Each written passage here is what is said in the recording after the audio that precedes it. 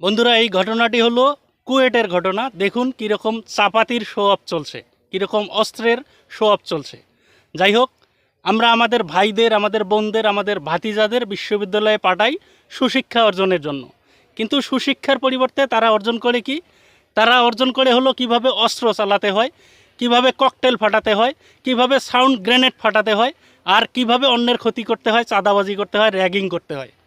এখনকার বিশ্ববিদ্যালয়গুলোতে কিন্তু এগুলোই চলে ভাই। যার কারণে আমি সবসময় বলি যে বিশ্ববিদ্যালয়ে রাজনীতি চলবে না ভাই, বিশ্ববিদ্যালয়ে রাজনীতি বন্ধ করতে হবে।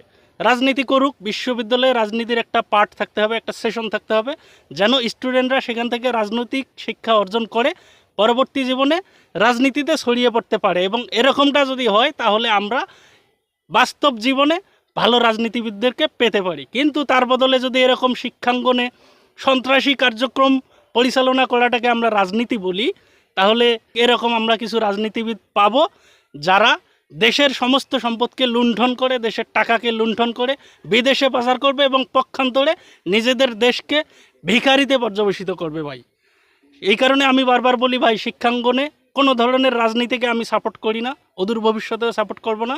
এবং বর্তমান অন্তর্বর্তীকালীন যে সরকার আছে তাদেরকেও অনুরোধ করব শিক্ষাঙ্গন থেকে রাজনীতিকে উঠিয়ে নেওয়া হোক, যাতে আর অদূর ভবিষ্যতে আমার কোনো ভাইদেরকে প্রাণত্যাগ করতে না হয়, আমার কোনো ভাইদেরকে হত্যা করা না হয়, আবলার ফাহাদের মতো কারো যেন পরিণতি না হয়। এই কারণে আমি বলবো শিক্ষাঙ্গনে কোনো ধরনের রাজনৈতিক কার্যক্রম যেন পরিচালনা করাটাকে অ্যালাউ